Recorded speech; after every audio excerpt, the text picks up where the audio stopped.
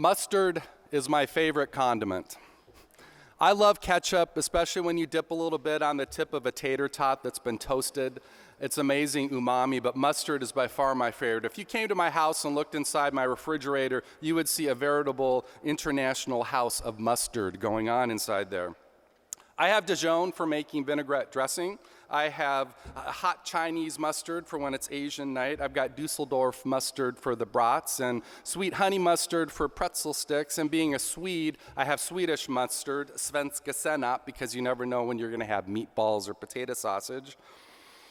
And of course, I have that American staple, the essential condiment of the Chicago hot dog, plain yellow mustard. I find it interesting that Jesus compares faith to this condiment. We probably should have had some mustard on the communion table this morning. He says all we need is faith the size of a mustard seed. Now he says that in response to a request from his disciples when they say, "Increase our faith, Lord." Now if you were here last Sunday, you heard Jesus tell an uncomfortable story. There was a rich man leading the good life. He was comfortable. He was nicely dressed and ate out at all the best restaurants. Meanwhile, every day a poor man named Lazarus was dumped at his doorstep. And this guy was chronically sick. He was hungry. His only friends on the street seemed to be the curs that wandered around and would come up and lick his oozing sores. Well, both men die. And in the afterlife, Lazarus finds comfort and attention and honor, all the things he never received in this life. And the rich man, well, it doesn't go too well for him. Well, today's reading immediately follows this story. So this is kind of a two-part sermon this week. Jesus turns his attention to his disciples, and he says, you know the rich guy in the story that I just told?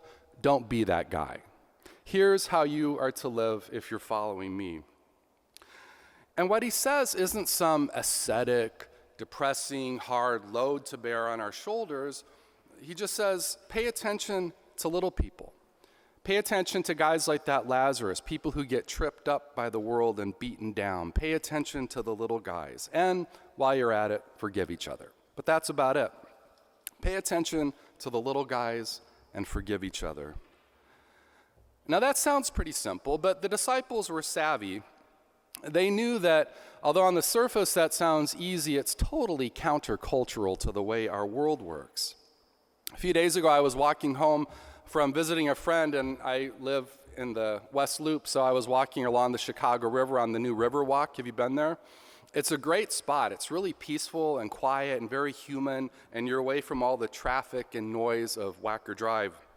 It was a beautiful evening. The lights were reflecting on the river, and I paused between Michigan Avenue and Wabash to see a couple of tour boats go by. And I lifted my eyes unto the skyscrapers from whence cometh my help, and there in big bold lights was a name. And you know what name I'm talking about. And I paused and thought, what would that feel like? What kind of an ego boost would it be to have your name up there in lights? What if it said Jeff? How would that make me feel? But then I remembered another presidential candidate whose name is at the top of a charitable foundation. Now, I don't say that to compare the two, a name on a building, the name on a charitable foundation, but the point is, that's how the world works.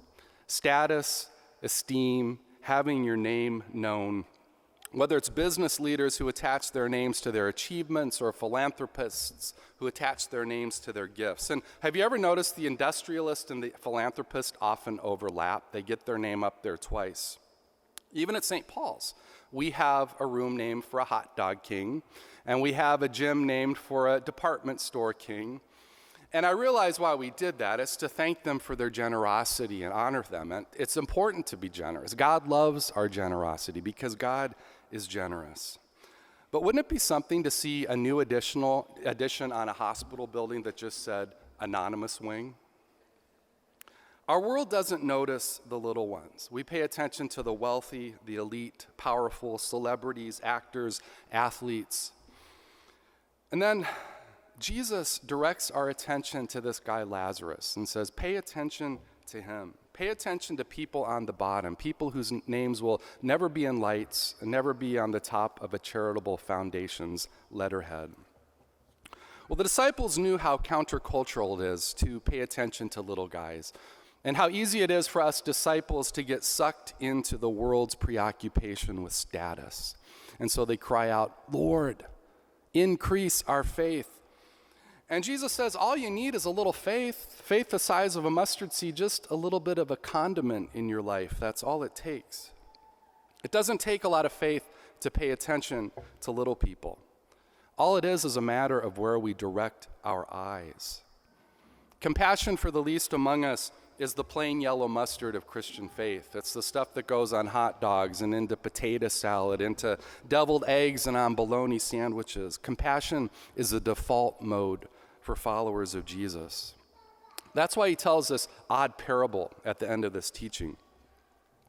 A slave comes in and has been working all day in the fields. He's tired and exhausted, and the master says to him, "Get over there and fix my dinner and serve me and clean up the dishes, and then after that you can rest and you can have something to eat. Don't expect any special thanks. You're just doing your job." What an offensive jerk that is. Good grief. Now, what's Jesus saying here? Is he saying that God is some kind of harsh taskmaster lording it over us? Of course not. We know that God is gracious and compassionate, slow to anger and loving and kind. If anything, the slave in this story is God. It's God who is always there, always attentive, always watching, always never sleeping while watching over us. So for us to pay attention to the poor, the beaten down, the left behind, the brutalized, that's not heroic faith. That's not super saint faith. That's just our default mode, our everyday mustard. Last week, I asked an open-ended question, and I said, who is Lazarus for us today? Who do we as a church need to notice more, welcome more, join our lives with to find salvation? October 20th marks the second anniversary of the shooting of Laquan McDonald by a Chicago police officer. Last week, there was an article in the Tribune why the state couldn't save Laquan McDonald and 10 other slain youths. And those 11 youths were kids that were killed over a 2-year period while they were in the care of DCFS, Department of Children and Family Services. So they were essentially wards of the state. Laquan was hospitalized at age 11 for psychiatric problems. And the tests that he went through showed that he was already deeply traumatized. When they asked him what one word described his view of the world, he said, bad. And then when they asked him, what's something that every child gets? Well, rather than saying a toy or a hug, he said, punched. That was his view of the world at 11 years old, that you get punched down and you fall into the street. Another one of those youths was found abandoned at age 3 in a drug house. Another was abandoned with 5 siblings in a cockroach-infested building. Most of them were born to young single mothers with substance abuse problems. At least 4 were exposed to lead poisoning, which causes cognitive disabilities and learning disabilities and can lead to violent behavior. And they all went through multiple foster placements and spent extended periods in emergency shelters. These kids were made to stumble and fall throughout their short lives because of institutional racism, a lack of a good education, and a lack of loving, supportive adults in their lives. They stumbled and fell again and again until they died in the street. Now, some folks don't care for the phrase Black Lives Matter. They think we should say all lives matter. But all lives matter isn't a Christ-like thing to say. All lives matter isn't the kind of thing you hear Jesus saying in the Gospels. The kind of thing you see him doing is he lifts up little people that we're ignoring, that are marginalized for us to pay attention to. He directs our attention again and again to the little ones who are stumbling and falling. The Tribune reporter Krisky Gutowski writes, "What our youth need is not something exotic. It's something we all need. Good schools, mentors, safe homes, love, adults who support them, that can provide stability in their lives, give them hope, give them new experiences. Ultimately, it involves our whole community." That's all our youth need, just the plain yellow mustard of life that we take for granted. There is hope. There are hopeful things happening in Chicago. And we are fortunate that we have our longtime relationship with UCAN. And I was at a UCAN board meeting last week at their new home in North Lawndale, and the topic was UCAN summer job programs. And it's a publicly funded program that places kids in jobs and pays their wages, and it gives them a mentor to follow them through the process to help them stay employed and learn what it means to be a good employee. A University of Chicago study showed a couple years ago that a summer job program for disadvantaged youth, just 8 weeks long, a part-time job, over the course of a year reduced arrests for violent crime by 43%. That's a lot of bang for the buck, isn't it? A reduction in 43% just because of a 8-week-long temporary minimum wage job. Well, 4 teens were there at that board meeting that had gone through this program to tell us about their experience. And one of them was named Curtis, and he lives in that neighborhood of North Lawndale. And just last year, he'd seen one of his friends die in the street in front of him. And this year, he got a summer job through UCAN at a place that I've never been to before in my life. It's the downtown Chicago Board Options Exchange, and it was to learn about stock trading. And he was just beaming when he came into that meeting because he said, you know what, I know something now that only 1% of the population knows, how to trade stocks. He knows more than I do about that. And he said the experience put him on the other side. He said it broke down barriers. He used to see the guys in suits and he'd be suspicious of them, and he knew they were suspicious of him. But he said, I learned that everybody is like you. They just don't know you.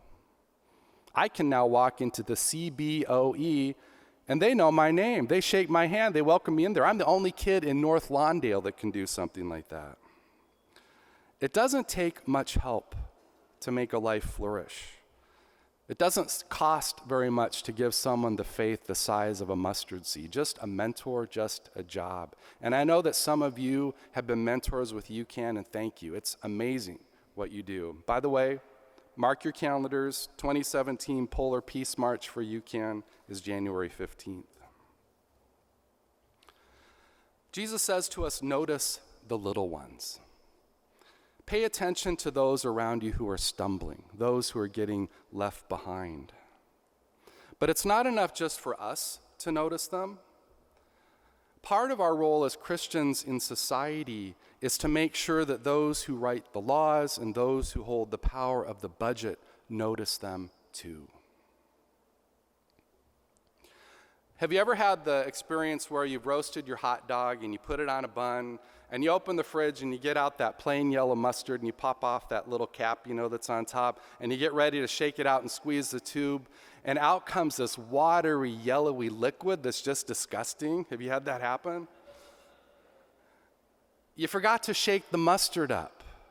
It's been sitting in the refrigerator too long. It's time to get out of the refrigerator, shake up the mustard, and add some flavor to our world. Amen.